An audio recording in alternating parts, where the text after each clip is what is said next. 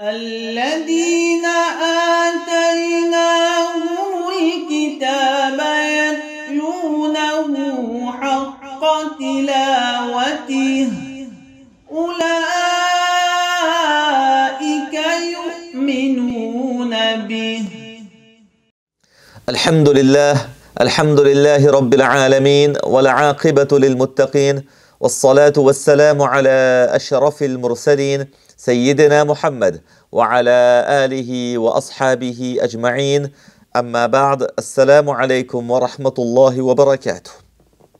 Aujourd'hui donc, Inch'Allah subhanahu wa ta'ala, nous allons parler du 23e juz du Coran. 23e juz du Coran qui commence au verset 22 de la sourate Yasin. 22e verset de la sourate Yasin et va se terminer au verset 31, au 31e verset de la sourate Az-Zumar, les groupes. Donc, de Yasin jusqu'à Zumar. Dans ce juz-là, nous allons avoir l'intégralité de la sourate As-Safat, les rangées, et Sad. En plus, bien évidemment, comme on vient de le dire, de la dernière partie de Yasin et de la première partie de Zumar. Ce 23e juz commence lorsque Allah subhanahu wa ta'ala dit « وَمَا لِيَ لَا أَعْبُدُ الَّذِي فَطَرَنِي وَإِلَيْهِ تُرْجَعُونَ » Allah subhanahu wa ta'ala fait dire au prophète « Qu'ai-je donc à ne pas adorer mon Seigneur alors qu'il m'a créé ?» Et vous, c'est vers lui que vous serez ramenés et vous retournerez vers lui. C'est regrettant de voir que les gens se sont, à travers l'histoire, toujours moqués des envoyés et des prophètes alayhimus salatu wassalam, et n'ont pour la plupart pas accepté les messages. Ces gens ont-ils oublié la manière dont Allah a détruit les peuples désobéissants qui les avaient précédés? Certainement tout le monde sera un jour réuni devant Allah. Allah subhanahu wa ta'ala évoque bon nombre de ces signes dans la création afin d'avertir les gens quant au châtiment de l'au-delà. Puis, il annonce la bonne nouvelle du paradis aux gens pieux. Enfin, Allah déclare en parlant de lui-même que pur est cet être qui a pouvoir sur toute chose et tout le monde devra un jour se retrouver devant lui. Allah subhanahu wa ta'ala nous déclare que lorsqu'il veut faire quelque chose, eh bien Allah azza wa jal le fait et il n'y a aucun empêchement. Commence alors la sourate As-Safat. Allah fait serment qu'il est le maître de tout l'univers et que même Shaitan n'a pas accès à son organisation ou à sa prise de décision. Le jour de Qiyamah, ceux qui refusent le tawhid et le monothéisme et leur fausse divinité seront utilisés comme charbon pour attiser le feu. Voilà comment Allah punit les injustes, qu'Allah nous préserve de ces punitions-là. Ensuite, Allah subhanahu wa ta'ala nous raconte l'histoire du sacrifice du fils de Ibrahim alayhi salatu wassalam, c'est-à-dire Ismaïl bin Ibrahim alayhi salatu wassalam. C'est un examen de la part d'Allah pour le papa aussi et pour le fils aussi.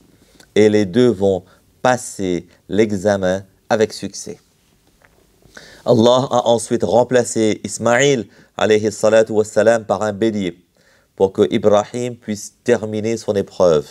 Et cette sunnah, cette tradition de Ibrahim alayhi salatu wassalam a été protégée et gardée à travers le temps et perdurer à travers les différents peuples qui vont suivre Ibrahim alayhi salatu wassalam. Après, Allah nous raconte l'histoire de Yunus ibn Matta, Yunus alayhi salatu wassalam, qui va quitter son peuple sans avoir attendu l'autorisation d'Allah. Il prend refuge sur un bateau. Ensuite, il va être happé, mangé par un gros poisson. Il va demander pardon à Allah depuis le ventre même du poisson. La ilaha illa anta subhanaka inni kuntu min al-zalimin. Et il va de ce fait être remis sur la terre ferme. Après cette sourate Safat commence la sourate Sad. Allah tabaraka wa ta'ala déclare que les incroyants de Makkah étaient remplis d'orgueil et de contradictions.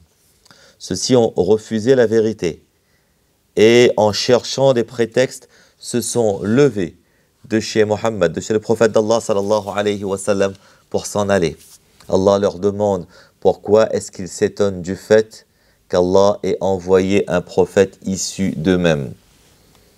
Ces gens-là ne voient-ils pas que des peuples passés ont été détruits à cause de leurs agissements injustes? Allah demande au prophète Mohammed sallallahu alayhi wa sallam de faire preuve de sabr, de patience à l'égard des agissements des mécréants. Ensuite, Allah nous raconte l'histoire de Daoud alayhi salatu wassalam. Allah lui a donné une capacité de jugement hors du commun. On nous raconte un de ces jugements qui était en fait une épreuve de la part d'Allah. Daoud alayhi salatu wassalam va s'en rendre compte au moment du jugement et il va se prosterner alors pour se faire pardonner. Allah va accepter son repentir. Ensuite, nous serons racontés la grande maladie de Ayyub alayhi salatu wassalam et surtout sa patience dans les épreuves.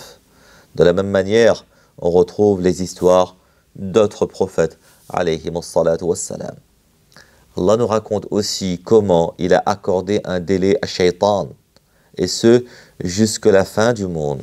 De ce fait, Shaitan tentera. De ce fait, Shaitan va essayer de tenter tout le monde. Mais les vrais serviteurs d'Allah ne tomberont pas dans le piège de Shaitan.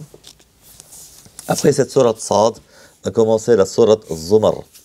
Allah déclare qu'il ne guide pas les gens qui refutent et qui sont kafirs.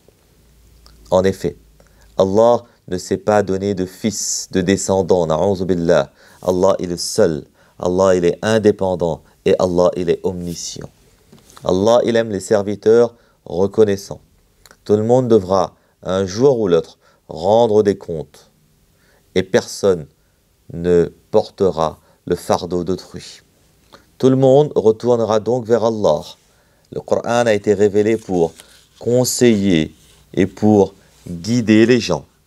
Et les sujets traités dans ce livre, le Coran, ne sont ni inexacts ni erronés. Ceci afin que les mécréants retournent sur la voie droite et puissent être protégés du châtiment d'Allah. Voilà donc, de manière très synthétique, les principales thématiques traitées dans ce 23e juz du Coran. L'objectif pour nous est de lire au minimum une fois ce juz aujourd'hui. Qu'Allah nous accorde le tawfiq et la ikhlas. Qu'Allah nous donne l'amour du Coran, la relation avec le Coran et la pratique du Coran. Qu'Allah nous compte parmi les ahl du Coran. آمين وآخر دعوانا أن الحمد لله رب العالمين فجزاكم الله وبارك الله فيكم والسلام عليكم ورحمة الله وبركاته.